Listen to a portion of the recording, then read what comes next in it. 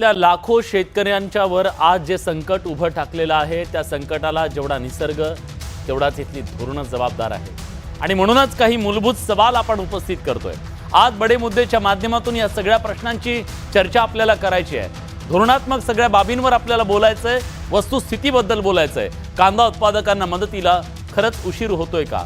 आंध्र प्रदेशच्या सरकारनं तिथल्या सरकारनं 1200 रुपये मदत जाहीर केलेली आहे, त्याचं वाटप सुरू झालंय। महाराष्ट्रात कुठली हालचाल नाहीये, असं काय? कांदा उत्पादकांना कोण रडवतंय?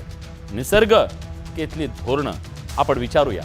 सगळ्यात महत्त्वाचं सवाल हा आहे की भाव कोसळले, सरकार अजून गप्प का आहे?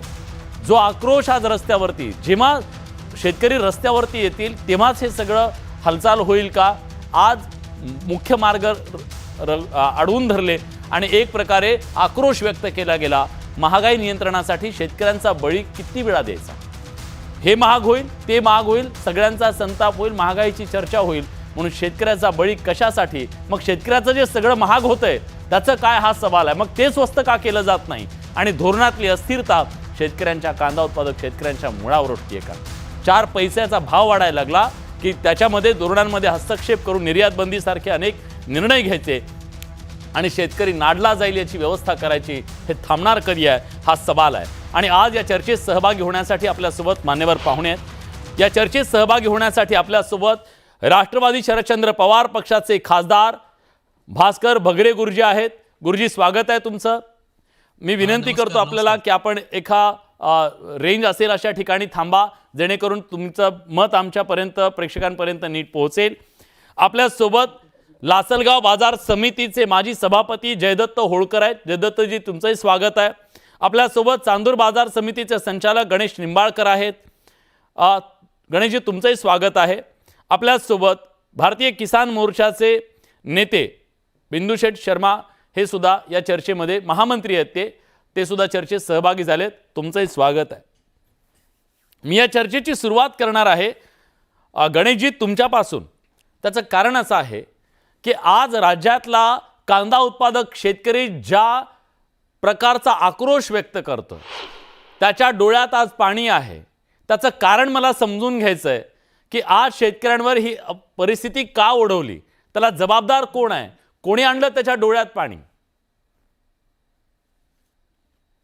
नमस्कार विलासजी, खरं तर खूप मोठा मुद्दा बडे मुद्द्यामध्ये तुम्ही घेतलेला आहे। खूप मोठा मुद्दा यासाठी की एका शेतकऱ्याने तुम्हाला फोन केला, तो शेतकरी प्रातिनिधिक स्वरूपात आहे, सगळं महाराष्ट्रातला कांदा उत्पादक शेतकऱ्याचा फोन आहे, सगळ्याच शेती उत्पादनातल्या पीक उत्पादक शेतकऱ्याचा फोन आहे। त्या फोनमुळे सगळ्या महाराष्ट्रातल्या कांदा उत्पादक शेतकऱ्याच्या देशाची उचल होण्याची सुरुवात होणार आहे। त्या डोळ्यात पाणी का आहे? त्या दिवशी ऑगस्टच्या आसपास आपल्या रेपुटेशननुसार मार्केट चालू होते, रेग्युलेशननुसार मार्केट चालू होते आणि केंद्र सरकारच्या वाणिज्य मंत्रालयानं गणेशजी, तुमचा आवाज माझ्यापर्यंत नीट पोहोचत नाहीये। मी पुन्हा तुमच्याशी संपर्क करण्याचा प्रयत्न करतो। काहीतरी तांत्रिक अडचण आहे, तुमचा आवाज नीट आला पाहिजे, जो प्रेक्षकांपर्यंत पोहोचला पाहिजे। मी येतो तुमच्याकडे। जयदत्त होळकर आहेत, मी त्यांच्याकडेही जातो, पण आपल्यासोबत खासदार साहेब जोडले गेलेले आहेत, भास्कर भगरेजी। गुरुजी, माझा आवाज पोहोचतोय तुमच्यापर्यंत? हो, येतोय। माझा येतोय का तुमच्यापर्यंत? येतोय गुरुजी, आम्ही तुम्हाला बघितलं लोकसभेमध्ये, त्या सभागृहामध्ये सातत्यानं कांदा प्रश्नावरती बोलताना। आम्हाला सांगा आज महाराष्ट्राला की आज शेतकऱ्यांच्या डोळ्यामध्ये पाणी नेमकं का आणलंय? या कांद्यानं आणलंय की कुणी आणलंय? का त्याच्या डोळ्यात पाणी आहे? काय झालंय, शेतकरी माझ्या भागामध्ये तसा कांदा उत्पादक बेल्ट मोठ्या प्रमाणावरती आहे। नाशिक जिल्ह्यामध्ये सगळ्यात जास्त कांदा उत्पादन हे माझ्या दिंडोरी लोकसभा मतदारसंघात होतं। शेतकरी काबाड कष्ट करतात, परंतु ज्यावेळेस पीक येतं त्यावेळेस निर्यात बंदी केली जाते। 11 वर्षामध्ये जवळजवळ 21 वेळा निर्यात बंदी केली आणि ह्या निर्यात बंदीची जी धरसोडीची धोरणं आहे, या धोरणामुळे सरकारवरचा विश्वास हा बाहेरच्या देशामध्ये कमी झाला आणि त्यामुळे ज्या पद्धतीने कांद्याचं निर्यात व्हायला पाहिजे ती झाली नाही। आणि आज आपण बघतोय की मे महिन्यामध्ये प्रचंड पाऊस 5 मे पासून आमच्या मतदारसंघामध्ये सुरू झाला आणि सुरू झाल्यामुळे शेतकऱ्यांचं एका बाजूला काढणीचा सीझन चालू होता त्यावेळेस हे नुकसान झालं, परंतु त्यावेळेस कमीत कमी दीड दीड हजाराच्या जवळपास क्विंटलला भाव होता. हो. आणि 4 महिने कांदा ठेवल्यानंतर आज विक्रीला कांदा ज्यावेळेस काढला जातोय त्यावेळेस 700 आणि 800 रुपयांनी साधा उत्पादन खर्च देखील सुटत नाही. आणि त्यामुळे शेतकरी अत्यंत मेटाकुटीला आलेला आहे. दुसऱ्या बाजूला सरकार अनुदान द्यायला पाहिजे. गुजरातने अनुदान दिलं, आंध्र प्रदेशने अनुदान दिलं आणि मग महाराष्ट्र सरकारने याच्यामध्ये लक्ष घालून अनुदान द्यायला पाहिजे. परंतु ते केंद्राकडे निर्यात अनुदान वाढवून द्या असं म्हणतं. म्हणजे शेतकऱ्याचा फायद्यापेक्षा व्यापाऱ्यांचा फायदा करणारं हे सरकार आहे आणि त्याचा फटका शेतकऱ्यांना खूप मोठ्या प्रमाणावरती बसतोय. शेतकरी हवालदिल झालाय. आज मतदारसंघात सगळीकडे आंदोलनं चालली आहे की कांद्याच्या प्रश्नावरती सरकारने लक्ष घालून शेतकऱ्यांना अनुदान दिलं पाहिजे. आणि ते अनुदान आज जर बघितलं तर कमीत कमी 1000 रुपये ते 1500 रुपये अनुदान दिलं पाहिजे. अशा प्रकारची मागणी मी या निमित्ताने करतो. बरं, शेतकऱ्यांना अनुदान दिलं पाहिजे असं तुम्ही म्हणताय. आपल्यासोबत आता जयदत्त होळकर सुद्धा आहेत, लासलगाव बाजार समितीचे माजी सभापती आहेत. कांद्याचा हा प्रश्न एवढा गंभीर का बनला? शेतकऱ्यांवर ही परिस्थिती काय आली, त्याचं कारण काय आहे? सर्वप्रथम तर मी IBN लोकमतचा आभार मानतो. एकीकडे सर्व नेते आपल्या आपल्या वेगवेगळ्या भूमिकेमध्ये रंगलेले आहेत. कुठं जातीवाद असेल, कुठं मराठा ओबीसी असेल, हिंदू मुस्लिम असेल, परंतु शेतकऱ्यांची काय जी परिस्थिती आहे ती शासन दरबारी मांडण्याचा आपण प्रयत्न करतात. म्हणून शेतकऱ्यांच्या वतीने मी आपले मनपूर्वक आभार मानतो. आताच आमचे खासदार बगरे सरांनी सुद्धा सांगितलं की काय परिस्थिती या संपूर्ण कांदा असेल किंवा संपूर्ण शेतीच्या संदर्भामध्ये झाली. हा, एक साधी अशी गोष्ट आहे साहेब की या कांद्याच्या संदर्भामध्ये फार काही नाही. फक्त ह्या देशामध्ये एकूण कांदा उत्पादन किती होतं, देशाची गरज किती आहे आणि अतिरिक्त जो काही कांदा आहे त्या कांद्याचं कशा पद्धतीने नियोजन करता येईल एवढं साधं सोपं गणित या कांद्याच्या संदर्भामध्ये आहे. परंतु या कांद्याचा केवळ राजकीय स्टंट म्हणून वापर केला गेलेला आहे. या कांद्यामुळं दिल्लीचं सरकार गेलेलं आहे आणि म्हणून या कांद्याबद्दल कुठल्याही पद्धतीने बाजारभाव वाढणार नाही याची जास्त करून काळजी या ठिकाणी घेतली जाते. निसर्गामुळे जे काही नुकसान झालं असेल ते शेतकरी समजू शकतो, परंतु राज्यकर्त्यामुळे आणि शासनामुळे जे काही नुकसान होत आहे, कोणतंही शासन आलं तरी शेतकऱ्यांच्या संदर्भामध्ये भूमिका बदलताना त्या ठिकाणी दिसत नाहीये. आणि म्हणून सातत्याने शेतकरी हा तोट्यामध्ये आपला हा कांदा त्या ठिकाणी विक्री करावा लागत आहे. आज जर आपण परिस्थिती बघितली तर साधं भंगार असेल किंवा पेपरची रद्दी असेल ते सुद्धा 40 रुपये किलो आहे आणि कांदा कुठेतरी 10 ते 11 रुपये किलोने विकावा शेतकऱ्याला लागतोय. हे अत्यंत दुर्दैव आहे. काल आपण जर बघितलं तर आयफोन लॉन्च झाल्यानंतर रांगा त्या ठिकाणी लागल्या आणि एकीकडे शेतकऱ्यांना 1000-1200 रुपये कांद्याचे जर विक्रीचे पैसे मिळत असेल तर त्या ठिकाणी महागाई वाढली म्हणून चित्र निर्माण केलं जात आहे. हे केवळ शेतकऱ्यांनी पुढील काळामध्ये शेती करू नये आणि त्यांच्या शेत्या या काही खास बिल्डरांच्या किंवा कारखानदाराच्या कशामध्ये घालण्यासाठी शेतीला बाजारभाव मिळू दिला जात नाही अशा पद्धतीचा विचार आता शेतकऱ्यांच्या मुलामध्ये यायला सुरुवात झालेली आहे. बरं, शेतकऱ्यांच्या मनात ही अस्वस्थता आहे की त्याला 2 पैसे मिळायला लागले की लगेच ते पैसे कसे मिळू नये याची व्यवस्था केली जाते. तिकडे आयफोन पासून सगळ्या याच्यामध्ये मात्र कुणाला काही अडचण येत नाहीये, तिथं रांगा लागतात. खूप मार्मिक बोट ठेवलंय तुम्ही. मला पुन्हा गणेशजी तुमच्याकडे यायचं आहे. तुम्ही सांगत होतात की या अश्रूंना जबाबदार नेमकं कोण आहे? आता ज्या प्रकारे जयदत्तजींनी सांगितलं की सरकारी धोरणं त्याला जबाबदार आहेत, काय नेमकी धोरणं आखली गेली म्हणून शेतकऱ्याचं हे दिवाळं निघालं? तर वाणिज्य मंत्रालयानं ऑगस्ट महिन्याच्या सुरुवातीला जेव्हा कांद्याची खरेदी करण्यासाठी कांदा बाजारभाव घोषित केले, 1457 रुपयाचे बाजारभाव घोषित केले, त्यावेळेस ऍक्च्युअल बाजारामध्ये कांद्याचे बाजारभाव होते 22 रुपये 23 रुपये किलो. आणि ज्या 22-23 रुपये किलो बाजार चालू असताना कुणाची ओरड नसताना काय सरकारला हस्तक्षेप करावा हा एक कांदा उत्पादक शेतकरी म्हणून मला पडलेला प्रश्न आहे. कुणाची ओरड नव्हती आणि 22-23 रुपये तर नाहीये. आता 40 रुपयाला भंगार विकणाऱ्या या देशामध्ये 22 किलो घेतले काय फरक पडत नाही आणि सरकारनं 14 रुपये त्या ठिकाणी एंट्री केली आणि लागलीच 14 रुपयाच्या वाणिज्य मंत्रालयाच्या भावाची एंट्री झाली आणि 4-5 दिवसात तुम्ही बघा आठवडी 13, 14, 15 रुपयाला कांदा विकायला जाऊ लागला. 14 रुपयाने खरेदी केली, ज्यांना खरेदी केंद्र मिळाले त्यांनी 14 ने खरेदी केली नाही. यांनी बाजारभाव 10 रुपयापर्यंत येऊ गेले आणि मग शासनाचे भाव 18 रुपये केले आणि मग खरेदी चालू केली. एका बाजूला आता जे कोणी प्रवक्ते बसतील ते सर्व शासनाला नाफेड द्वारे शेतकऱ्याला त्या ठिकाणी आधार देण्यासाठी खरेदी चालू केली. त्यामध्ये शेतकऱ्याचा आधार तोडला यांनी. पहिले 2010 ते 2025 ची आकडेवारी आपल्याकडे आहे.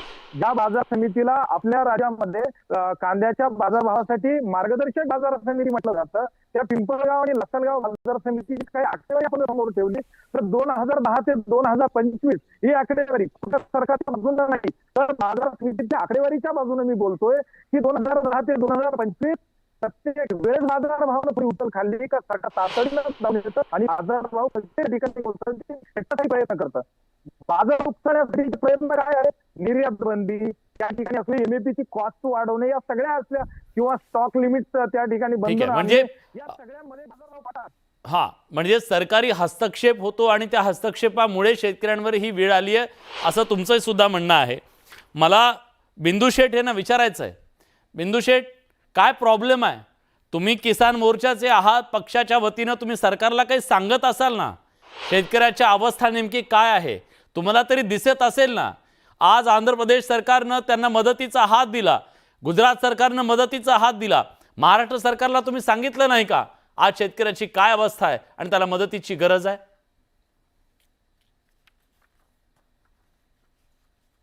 सर, सर्वप्रथम मी आपलं मनापासून आभार व्यक्त करतो. आम्हाला बोलण्याची संधी दिली. शेतकऱ्यांचा ज्वलंत प्रश्न आहे.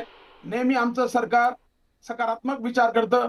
ज्या वेळेला शेतकऱ्यांचे भाव पडलेले त्या वेळेला सर्वात संवेदनशील आमचं सरकार आहे. 350 रुपये प्रति क्विंटल राज्याचे मुख्यमंत्री फडणवीस साहेब असताना 350 रुपये प्रति क्विंटल प्रमाणे 200 क्विंटल पर्यंत शेतकऱ्यांना अनुदान दिलं. 70,000 रुपये एका शेतकऱ्याला अनुदान दिलं. तसेच त्यांनी वेळोवेळी ज्या वेळेला शेतकऱ्यावर अडचण आलेली आहे त्या वेळेला निर्यातसारखा विषय जरी असेल तर महाराष्ट्र राज्याचे मुख्यमंत्र्यांनी तात्काळ संपर्क करून निर्यात बंदी उठवलेली आहे. आणि आज कांद्याची अवस्था होण्यासाठी अनेक कारण आहेत. आपल्या पूर्ण भारतामध्ये 2.25 लाख मेट्रिक टन कांद्याची कॅपॅसिटी खाण्याची आहे आणि आपल्या राज्यामध्ये देशामध्ये आता कांदा पिकलेला आहे 300 लाख मेट्रिक टन. हा एक्सेस कांदा असल्यामुळे याचे बाजारभाव कमी झालेले आहेत. आणि नाफेडने जो कांदा खरेदी केलेला आहे, नाफेडने 1500-1600 रुपये कांदा खरेदी केलेला आहे. आणि ज्या वेळेला शेतकऱ्याचा कांदा निघतो त्यावेळेला 500 ते 700 रुपये रेट असतात. जर त्यावेळेला नाफेडने कांदा खरेदी केला नाही तर कांद्याची रेट आणखी जास्त कमी होण्याची दाट शक्यता असते. त्याच्यामुळे एनसीएफ आणि नाफेड या दोन संस्था शेतकऱ्यांसाठी कांदा खरेदी करतात. आणि शेतकऱ्यांची मागणी होती की लवकरात लवकर कांदा खरेदी चालू करावी. खरेदी चालू केल्यानंतर हा बाजारभाव जे कोसळलेले त्याच्यामध्ये अनेक कारण आहे की आपल्या शेजारील राष्ट्रांमध्ये महामारी सुरू झाली, युक्रेन सारखे युद्ध सुरू झालं, बांगलादेश झाला, नेपाळ झाला, या सगळ्या देशांमध्ये जी अराजकता माजलेली आहे. तसेच आपल्या 5 राज्यांमध्ये नैसर्गिक संकटामध्ये पंजाब असेल, राजस्थान असेल, गुजरात असेल, हरियाणा असेल, हे अनेक नैसर्गिक कारणाच्या आपत्तीमध्ये शेतकरी सापडलेला आहे. त्याच्यामुळे पर्यायाने जो आपला वापर होता तो कांद्याचा कमी झालेला आहे. आणि वापर कमी झाल्यामुळे डिमांड अँड सप्लाय या नियमाप्रमाणे खाणाऱ्यांना जगायचं पडलेलं होतं. त्याच्यामुळे कांदा पिकवणाऱ्यांचे 100% नुकसान होऊन राहिलं. परंतु त्याच्यामध्ये सरकारचा कुठलाही हस्तक्षेप नाही. सरकार नेहमी शेतकऱ्यांच्या पाठीशी असतं. कारण आम्ही ज्या वेळेला शेतकऱ्यांचे विषय घेतो त्या वेळेला आम्हाला सकारात्मक बिंदू शेठ हस्तक्षेप करा. शेतकऱ्याला जेव्हा 2 पैसे जास्त मिळतात तेव्हा कशी निर्यात बंदी करता तुम्ही? आता शेतकऱ्याचे भाव पडलेत, हस्तक्षेप करा ना, द्या ना मदत शेतकऱ्यांना. असं शेतकरी मागणी करतोय. आता असं कसं म्हणू शकतं की आम्ही हस्तक्षेप करणार नाही? एरवी तर करता ना तुम्ही हस्तक्षेप. शेतकऱ्यांना आता ज्या प्रमाणामध्ये भाव पाहिजे त्या प्रमाणामध्ये नाफेडने कांदा जो काढलेला आहे तो बंद करण्यासाठी आता आमच्या वरिष्ठ लेवलला निर्देशित करण्यात आलेलं आहे की शेतकऱ्यांची मागणी आहे की नाफेडचा कांदा काढू नये. त्या मताशी मी सुद्धा सहमत आहे की 1 महिना अजून नाफेडने मार्केटमध्ये कांदा आणू नये. ठीक आहे, निंबाळकर सर तुमचं म्हणणं सांगा. सर, असा बिंदू शेठनी सांगितलं की त्या ठिकाणी 3.5 रुपये अनुदान देतात. 3.5 बाजार तुम्ही बाजार पाहिले 1500-1800 रुपये आणि तुम्ही सांगितलं एनसीसी आणि नाफेडने शेतकऱ्याचा कांदा खरेदी केला. साफ खोट आहे. त्या नाफेड आणि एनसीसी मोठा भ्रष्टाचार जन्माला घातला जातोय. आपल्या त्या नाफेड एनसीसीचा उपयोग केला जातोय. तुम्ही 300 रुपये त्या ठिकाणी सांगून चालन करताय. कुणासाठी बोलताय तुम्ही? द्या आमच्या आणि कुठला सिंगल एक ऍप्लिकेशन दाखवा की नाफेडची कधी चालू पण महाराष्ट्रात सिंगल शेतकऱ्याचं ऍप्लिकेशन असेल की नाफेड आणि एनसीसी खरेदी चालू का? या ठिकाणी आम्ही आहे तिथं तुम्ही सांगाल ती शिक्षा मी त्या ठिकाणी घ्यायला तयार. पण खोटं बोलायचं आणि रेटून बोलायचं अशा पद्धतीची तुमची नीती आहे ना ती साफ चुकी आहे. तिथं शेतकरी मरणार टिकलाय. आज वजा 20 रुपये त्या ठिकाणी कांद्याची विक्री करते. 20 रुपये ठीक आहे. गणेशराव, मला तुमचा आवाज अजून पण नीट येत नाही. मी पुन्हा तांत्रिक अडचण दूर करण्याचा प्रयत्न करतो. होळकर सर, आता जे सांगितलं जात आहे सरकारकडून त्याच्यावर विश्वास ठेवता येईल? इतकं साधं सोपं सरळ आहे? सगळ्यात महत्वाचं साहेब, जर यांना काही करायचं असेल तर पहिले नाफेड आणि एनसीसीएफची खरेदी बंद करा. या नाफेड आणि एनसीसीएफनी एवढा मोठा घोटाळा आणि एवढा मोठा भ्रष्टाचार केलेला आहे, शासकीय निधीचा एवढा मोठा अपव्यय केलेला आहे, आणि या नाफेड आणि एनसीसीएफचा ना ग्राहकांना फायदा आहे ना शेतकऱ्यांना फायदा आहे. केवळ मुठभर लोकांना या सगळ्या गोष्टीचा योजनेचा लाभ त्या ठिकाणी घेतला जातोय. हा कांदा शेतकऱ्यांकडून घेतला जात नाही. ठराविक ठिकाणी फक्त कागदोपत्री तो कांदा खरेदी केल्याचा दाखवला जातो. त्याच्यानंतर तो कांदा खराब होतो आणि हा खराब झालेला कांदा कुठल्या तरी बाजार समितीमध्ये किंवा कुठल्या पेठेमध्ये विकायला जातो आणि त्यामुळे संपूर्ण कांद्याचे बाजार दर त्या ठिकाणी कोसळले जातात.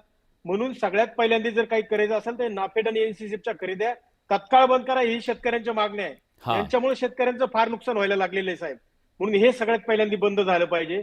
आणि आमचे बिंदू शेठ या ठिकाणी सांगतायत की 300 रुपये मदत केली, 500 रुपये. साहेब, 5,000 रुपये क्विंटलने ज्यावेळेस अमेरिकेमध्ये कांदा विक्री करत होता त्यावेळेस निर्यात बंदी केली आणि कांद्याचे बाजारभाव 1,000 रुपयाच्या आत आणले. 4,000 रुपये क्विंटलचं नुकसान झाल्यानंतर तुम्ही 200 300ची मदत कोणाला देता? अगदी बरोबर आहे. हा मुद्दा अतिशय महत्वाचा आहे.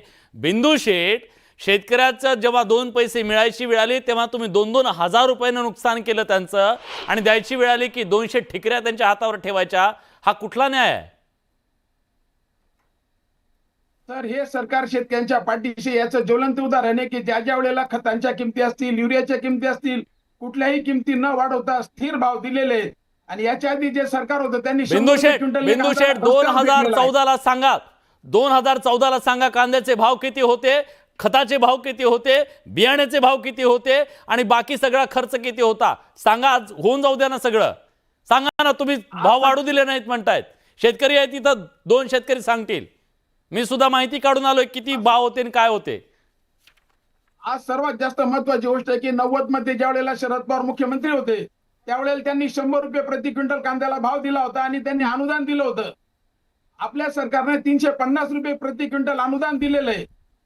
आणि नाफेडचा जो विषय घेतलेला आहे त्यावेळेला फार्मर प्रोड्युसर कंपन्या मागच्या वर्षी काम करत होत्या. शेतकऱ्यांची मागणी होती की फार्मर प्रोड्युसर कंपन्यांनी घोटाळा केलेला आहे, नुकसान केलेलं आहे. आता ह्या वेळेला कंपन्यांना बदलून आणि राज्य सरकारने निर्देश करण्यासाठी पणन मंत्र्यांच्या नेतृत्वाखाली कमिटी कंपन्या, बिंदू शेठ सांगा महाराष्ट्राला कुणाच्या कंपन्या आहेत, कोण आहेत हे कंत्राटदार, ठेकेदार कोण आहेत? गणेशराव सांगा कोणी मलाई खाल्ली? हजारो कोटी रुपये शेतकऱ्यांच्या नावावर कोणी उकळले?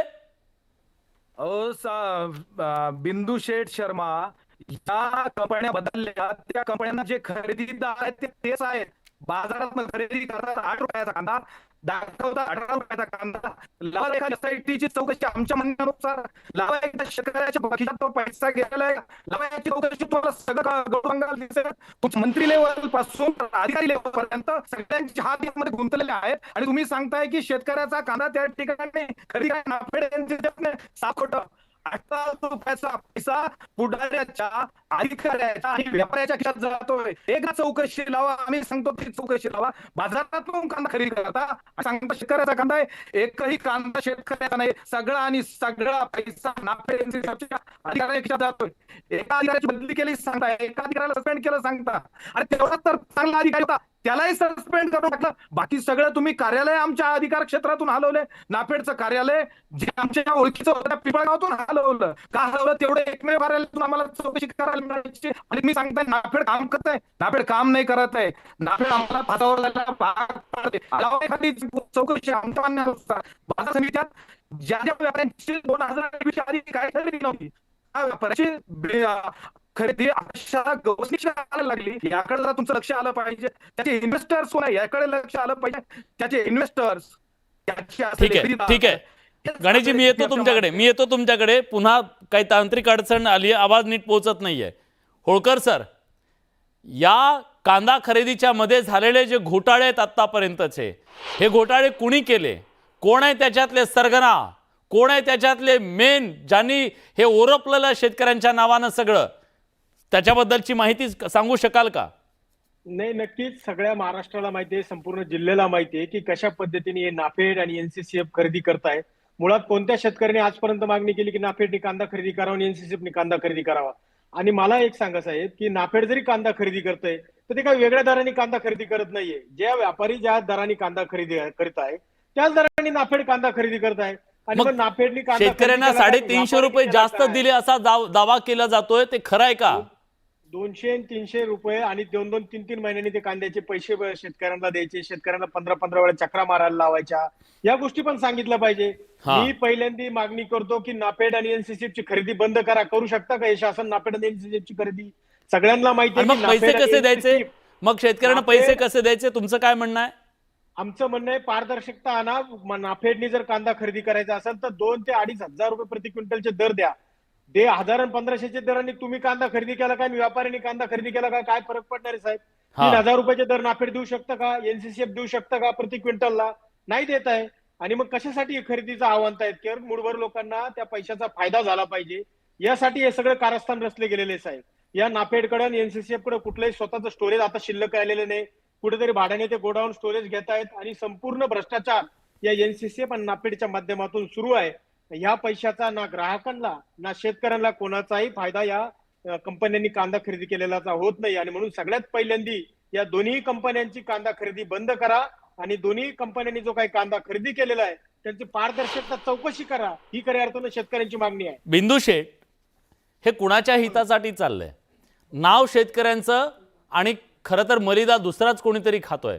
अशी परिस्थिती असताना नाफेडच्या माध्यमातून खरेदी करण्याचा घाट नेमका कोण आणि कशासाठी घालतंय, हा सवाल विचारतायत ते.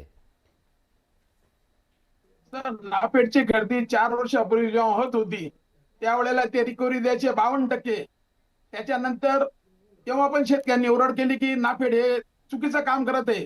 मग काय केलं सरकारने की फार्मर प्रोड्युसर कंपन्या काढल्या. फार्मर प्रोड्युसर कंपन्या काढल्यानंतर ती रिकव्हरी गेली 70%पर्यंत. जी रिकव्हरी 56% होती ती रिकव्हरी गेली रिकव्हरी नका सांगू, 70%पर्यंत. बाजारभाव आणि सांगा या तुम्ही, वर्षी बाजारभाव. recovery गेली आहे. सांगतो ना सर, एक एक विषय सांगतो मी, पूर्ण तुमचं समाधान होईपर्यंत उत्तर देईल. मग या वेळेला हा, त्यांनी द्या- 72% द्या, recovery शेतकऱ्यांचं केली. समाधान झालं पाहिजे. हा, 72% रिकव्हरीचे रेट केलेले, परंतु नाफेडचा नियम असा आहे की दर महिन्याची 5% घटती पकडायची. या वेळेला त्यांनी उशिरा खरेदी चालू केल्यामुळे आमचं म्हणणं असं होतं की अजून 2 महिना किमान मार्केटला कांदा यायला नाही पाहिजे. त्यांनी कांदा एकाच वेळेला काढल्यामुळे शेतकऱ्यांना विकायची वेळ, व्यापाऱ्यांनी विकायची वेळ आणि नाफेडने काढायची वेळ एकत्र झालेल्यामुळे शेतकऱ्यांचा आक्रोश साहजिकच वाढलेला आहे की नाफेडमुळे आपल्याला बिंदू नुकसान होऊन शेठ, राहिलं. बिंदू शेठ, ही आणि जबाबदारी हे जे कुणाची आहे? हे म्हणतात की नियोजन नाफेडमध्ये करण्याची भ्रष्टाचार जबाबदारी आहे. कुणाची आहे? नाफेड कुणाच्या ताब्यात आहे? त्याच्यावर नियंत्रण कुणाचं आहे? ते कुणाचं ऐकतात? केंद्राचं त्याच्यावर निवेदन आहे, पण त्या नियोजनामध्ये एवढ्या जेव्हा शेतकऱ्यांनी मागणी केली की भ्रष्टाचार होतं तर आपल्या महाराष्ट्राचे मुख्यमंत्री यांनी तात्काळ कमिटी नेमली. आपले जे पणन मंत्री त्या कमिटीचे राज्याचे अध्यक्ष आणि प्रत्येक जिल्ह्याचे कलेक्टर त्याचे अध्यक्ष केले आणि डीडीआर साहेबांना दर आठवड्याला अहवाल द्यायला लावायचे. आणि जर कोणी सांगितलं की खरेदीमध्ये भ्रष्टाचार झालेला आहे त्याच्यावर फौजदारी स्वरूपाचे गुन्हे दाखल करायची कमिटीने निर्णय घेतलेला आहे. जे आरोप करतायत त्यांनी माझं म्हणणं की शेतकऱ्यांनी किंवा कोणी बोगस कांदा खरेदी केलेला आहे, कोणी भ्रष्टाचार केलेला आहे, त्यांनी सिद्ध करून द्यावं. त्यांच्यावर कायदेशीर कारवाई करण्यासाठी आमचं सरकार कटिबद्ध आहे. कोणालाही पाठीशी घातला जाणार नाही. कायदा सर्वांसाठी सारखा आहे. आम्हाला सर्वात पहिले शेतकऱ्यांच्या पाठीशी सरकार आहे. सरकार कुठल्याही व्यापाऱ्याच्या पाठीशी नाही, कुठल्याही कांदा खरेदीदाराच्या पाठीशी नाहीये. हा हा माझं एकच म्हणणं आहे साहेब की नाफेडने कांदा खरेदी केली, ते काय दराने कांदा खरेदी केला आणि त्याच वेळेस व्यापारी काय दराने कांदा खरेदी करत होता एवढं फक्त एवढं स्पष्टीकरण शेतकऱ्यांना द्या. पण ठीक आहे, द्या. कांदा ज्या वेळेला मार्केटला 1500 ते 1600 रुपये चालू होता त्यावेळेला नाफेडचे रेट सुद्धा 1600 रुपये होते. परंतु व्यापारी काय करतात, अशा वेळेला नाफेड चालू झाल्यानंतर मुद्दामून रेट कमी करतात, कारण की ते सगळ्या प्रकारचा माल घेतात. 1 नंबर 2 नंबर 3 नंबर आणि नाफेड फक्त सिलेक्टेड माल घेतं. मग शेतकऱ्यांचा गैरसमज काय होतं की नाफेड मध्ये सिलेक्टेड माल पाहिजे, क्वालिटीचा माल पाहिजे, रेट तर 1500 रुपये आणि हे मार्केटच्या आमचं म्हणणंच ते का व्यापारी तेच दर देऊ राहिला, नाफेडही तेच दर देऊ राहिला, तर शेतकऱ्यांना फायदा काय आहे नाफेडचा? हा, बिंदू शेठ, हे जरा सांगा ना शेतकऱ्यांना, काय फरक झाला? जर व्यापारी ज्या दराने घेतायत, नाफेड घेते, मग त्या नाफेडचं कौतुक का? शेतकऱ्यांना ती कंपल्सरी नाहीच ना. आम्ही नाफेडचं कौतुक नाही करत, वस्तुस्थिती परिस्थिती सांगत शेतकऱ्यांना वाटते की आपला नाफेडला माल मग दिला बिंदू नाही, शेठ, हे का त्यांनी सांगताय मार्केटला तुम्ही की विकावं, नाफेडच्या कोणाला अशी बंदी नाही की माध्यमातून आम्ही नाफेडला खरेदी दिलाच करतोय, पाहिजे. नाफेडच्या माध्यमातून खरेदी करतोय, शेतकऱ्यांना दिलासा काय मिळतोय हे पण सांगावं लागेल ना. त्यांना दिलासा मिळण्यासाठी त्यांनी जे आरोप केलेले ते आरोप त्यांनी प्रूव्ह करून द्यावे. शासन कोणालाही पाठीशी घालणार याची मी आपल्याला मी ग्वाही फक्त देतो. एवढंच म्हणतोय की व्यापारी ज्या दराने कांदा खरेदी करतोय, नाफेड काय दराने कांदा खरेदी करतोय, हे फक्त सांगा. गणेशराव मिनिमम भाव निघतात, त्यांच्या भावाप्रमाणे खरेदी होते आणि ते रेट दिल्लीहून ठरतात. गणेशराव आवाज येतोय? हो, बरं ठीक आहे, आपण आपल्यासोबत ते जोडले गेलेले नाही आहेत. मग साधी गोष्ट आहे, ज्या प्रकारे राज्यातल्या शेतकऱ्यांना आता दिलासा हवा आहे हे तर मान्य आहे तुम्हाला. आजची स्थिती शेतकऱ्याची दयनीय आहे. 1000 रुपयाच्या खाली आलेले आहेत भाव. खर्च किती येतो त्याचं जे भाग भांडवल आहे ते सुद्धा निघत नाहीये. अशा परिस्थितीत तुम्ही शेतकऱ्यांना दिलासा कसा देणार आहात? बाकीच्या राज्यांनी केली घोषणा, तुम्ही कधी करणार आहात? आपल्या राज्यामध्ये कांद्याचं उत्पादन हे सर्वात जास्त होतं. पूर्ण देशामध्ये जो कांदा लागतो त्याच्या 40 ते 50% आपला नाशिक जिल्हा म्हणजे महाराष्ट्र कांदा पिकवतो. आणि आता अनेक राज्य जे प्रत्येक राज्य कांदा पिकवायला लावलेले आहे, त्याच्यामुळे आपल्या राज्यामध्ये अनुदान द्यायला आणि दुसऱ्या राज्यांमध्ये अनुदान द्यायला सर्वात मोठी ही अडचण आहे की 60% कांदा आपल्या राज्यामध्ये पिकतो, उरलेला 40% कांदा 7 राज्यांमध्ये पिकतो. त्यांच्याकडे पिकण्याचं प्रमाण नगण्य आहे, शेतकऱ्यांची संख्या नगण्य आहे. आपल्याकडे पिकण्याचं प्रमाण जास्त आहे. पहिले पूर्ण भारतामध्ये कांदा फक्त आपलं राज्य पिकवत होतं, आता अनेक राज्य कांदा पिकवत आहे. मग कष्ट करून कांदा पिकवला चूक झाली? ह्या शेतकऱ्याची चूक झाली? शेतकऱ्यांचा कांदा पिकवला नाही तर देशाला कांदाच पुरणार नाही. परंतु कांद्याचे जे भाव आहे ते वाढवण्यासाठी आणि स्थिर राहण्यासाठी सरकार येतोकाट प्रयत्न करत आहे. सरकार शेतकऱ्यांच्या पाठीशी आहे. काय करतंय ते सांगा ना. काय करताय? आज 10 रुपयाच्या खाली आला कांदा. सरकार काय करताय सांगा प्लीज. आज जो रेट आलेला आहे तो 10 ते 15 रुपये चांगल्या कांद्याला रेट आहे, परंतु जो कांदा खराब आहे तो 10 रुपयाच्या खाली आहे. ठीक आहे, त्याच्या चांगल्या प्रतीच्या कांद्याला होळकर सर, आता चांगलं शेतकऱ्यांना market आहे. कशा प्रकारच्या मदतीची अपेक्षा आहे प्लीज? सर एक तर आता हे बघितलं शेतकऱ्यांना पाहिजे की 100% आता बिंदू शेठ आपल्याला सांगतायत की कांदा उत्पादन जास्त झालेलं आहे. हा, भारत हा कृषी प्रधान देश आहे आणि त्या ठिकाणी कृषीचं उत्पादन जर वाढलंय तर हा आपला प्लस पॉईंट असला पाहिजे, मायनस पॉईंट नसला पाहिजे. अगदी खरंय. एक चांगली गोष्ट आहे की शेतीचं उत्पादन वाढतंय, लोक शेतीमधून चांगलं उत्पादन घेत आहे. गरज आहे त्याला बाजारपेठा उपलब्ध करून देण्याच्या. आपण ज्याला सातत्याने आपण पाकिस्तानला आपला शत्रू मानतो, आज जर आपण बघितलं चीनला शत्रू मानतो आणि ह्या लोकांनीच आपल्या ज्या काही कांद्याच्या मुख्य बाजारपेठा होत्या तेच त्यांनी काबीज करून टाकल्या. कारण की आपलं जे काही धोरण आहे ते सातत्याने धरसोडीचं राहिलेले. तुम्ही 2010 पासून जर आतापर्यंत जरी बघितलं तर किती वेळा हस्तक्षेप झालेला आहे. अनेक वेळा निर्यात मूल्य त्या ठिकाणी वाढवले गेलेले, कधी कधी निर्यात बंदी त्या ठिकाणी लावलेली, कधी कधी 40% ड्युटी त्या ठिकाणी लावलेली, कधी कधी स्टॉक लिमिट लावलेले. एवढ्या प्रकारचे निर्णय त्या ठिकाणी हा कांदा व्यापार डिस्टर्ब करण्यासाठी घेतले गेलेले. आणि एवढे निर्णय घेतल्यानंतर सुद्धा तो बाजार कसा सुरळीत राहील हा सुद्धा खऱ्या अर्थाने प्रश्न आहे. निसर्गाकडून नुकसान झालं, हानी झालं हे शेतकरी समजू शकतो, ते कोणाच्या हातात नाहीये. परंतु शासनाकडून ज्या पद्धतीने नुकसान आणि ज्या पद्धतीचे शासकीय धोरण त्या ठिकाणी राबवले जातात त्यामुळे जे नुकसान होऊ राहिलं ते खऱ्या अर्थानं गांभीर्याने विचार करणं गरजेचं आहे. नक्कीच. गणेशजी, काय होणं गरजेचं आहे आता? सर खरं तर आताच जे कोणी मुद्दा मांडला मला ऐकायला मिळाला नाही, माझे फोनचा प्रॉब्लेम असल्यामुळं. खरं आहे ते, निसर्गानं किती वेळा हस्तक्षेप केला, काही टक्के म्हणजे 100 वेळा जे बाजार पडले असतील त्यात 20 वेळा निसर्गाचा हस्तक्षेप आहे, 80 वेळा या सरकारांचा वेगवेगळ्या याच्यातनं हस्तक्षेप आहे. त्याची वेगवेगळी कारणं आपल्याला या ठिकाणी देता येतील. पण काय झालं, आम्ही दंडकारण्यात राहतो. हा जो प्रदेश आहे दंडकारण्य, आमच्याच माती हा शाप लागला की काय असं वाटायला लागलं. उगाच चुकून आम्ही कांदा उत्पादक शेतकरी म्हणून जन्माला आलो काय असं वाटायला लागलं. हा कांदा त्या राजकारणाचा मुद्दा कधी बनला ते कळालं नाही आणि त्या दिवसापासून काहीही कारण नसताना त्या ठिकाणी कांद्याचे बाजारभाव पाडले जातात. मगाशी बिंदुशेठ शर्मा सांगत होते की बाबा आम्ही त्या ठिकाणी 350 रुपये अनुदान देतो. अहो पाडले कितीने बाजार? 22 रुपये बाजारात त्या ठिकाणी कांदा विकला जात होता किलोला. तुम्ही त्या ठिकाणी 14 रुपयानं लॉन्च करण्याचं काही कारण नव्हतं ना, वाणिज्य मंत्रालयाने नाफेडच्या थ्रू ते रेट. आणि त्यामुळे 3 दिवसात तुम्ही कांदा 10, 11, 12 रुपये विकायला भाग पाडला. पाडले कितीने बाजार? आज 8 रुपये जातोय. 8 रुपये त्या शेतकऱ्याचा कांदा तो खरेदीदार घेतोय बरं का. बिंदुशेठ ऐकत असाल तर नीट ऐका, 8 रुपये तो खरेदीदार खरीददार घेतोय जो नाफेडमध्ये कांदा स्टॉक करतोय आणि 18 रुपयाने तो पेमेंट घेतोय तो खरेदीदार आणि देतोय माझ्या शेतकऱ्याला 8 रुपये आमच्या. आज एक साहेबराव गांगुर्डे म्हणून तरुण शेतकरी आहे, कांदा घरी घेऊन आला, 500 रुपये क्विंटलनी कांदा पुकारलाय. किती? 500 रुपये क्विंटलनी. म्हणजे जवळपास किती दिवस त्याने स्टॉक केला, त्याच्यात त्याचा कांदा खराब किती झाला? 500 रुपये क्विंटलनी जर त्याचा कांदा पुकारला गेला असेल तर त्याचा खराब झालेला कांदा आणि जर प्रमाण धरलं तर फक्त 2.5 रुपये किलोनं कांदा जातोय. कुठं न्यायचा हा न्याय? कोणी त्याला न्याय द्यायचा? या सगळ्या परिस्थितीमध्ये आज जी कर्जमाफीची मागणी होती ना, का होती माहितीये का? 25 रुपयानं कांदा गेला तर तो कर्ज फेडू शकेल आणि 2 पैसे खिशात राहू शकेल. 2.5 रुपयानं गेला तर किती कर्ज त्याच्यावर होईल याचं हे तुम्हाला लक्षात येतंय का? बिंदू शेठ, हस्तक्षेप करू नका, जगू द्या शेतकऱ्याला. तुमच्या हस्तक्षेपमुळं या ठिकाणी अशा पद्धतीनं कांदा जातो. आणि हे जयकुमार रावल साहेबांनी त्या ठिकाणी कबूल केलंय ना की हस्तक्षेप वाढला नाफेड NCCFचा, आम्ही थेट कांदा बाजारात खरेदी करायला भाग पडू, हे केंद्राला आम्ही CM साहेबांनी आणि जयकुमार रावल साहेबांनी सांगितलं असल्याचं सेशनमध्ये कबूल केलेलं आहे. तरी सुद्धा जर केंद्र सरकार ऐकत नसेल तर निश्चित याच्यात फार मोठं गौरबंगाल आहे. कांदा खरेदीची चौकशी व्हावी म्हणून विश्वासराव मोरे नावाच्या शेतकऱ्यानं हायकोर्टात पिटिशन दाखल केलेलं आहे. ते पिटिशन दाखल केल्यानंतर सगळे खडबडून जागले आणि एका इमानदार नाफेडच्या ऑफिसरला सस्पेंड केलं आणि बाकीचं सगळं नाफेडचं दप्तर गुंडाळून नाशिकला नेलं, कारण शेतकरी त्या दप्तर ऑफिसमध्ये जाऊन प्रश्न विचारत होते. माझा प्रश्न या निमित्तानं आहे, आमच्याकडं तुम्ही जे पत्रव्यवहार करता एकतर ते तुम्ही इंग्रजीत करता, शेतकऱ्याला ते समजत नाही. डोकाच्या नावाखाली काही नियम आमच्या बोकांडी लागता. नाफेड जे आमच्यासाठी काम करायचं पूर्ववत करा, थेट बाजारात त्याला खरेदी करायला भाग पडा आणि त्याच वेळेस भाग पडा ज्या वेळेस शेतकऱ्याची मागणी असेल. अगदी बरोबर, अगदी बरोबर. बिंदू शेठ, आता राज्यातल्या शेतकऱ्यांना दिलासा देण्याच्यासाठी सरकार नेमकं काय करणार आहे? अगदी थोडक्यात. सरकारने शेतकऱ्यांच्या पाठीशी राहून शेतकऱ्यांना मदत केली पाहिजे, ह्या मताचा मी सुद्धा आहे. पण काय करायला हवं आता? काय करणार आहे सरकार? काय हलतंय की नाही, डुलतंय की नाही काही? आपल्या माध्यमातून 100% आता सरकार याची दखल घेणार असं मी आपल्याला आश्वासित करतो.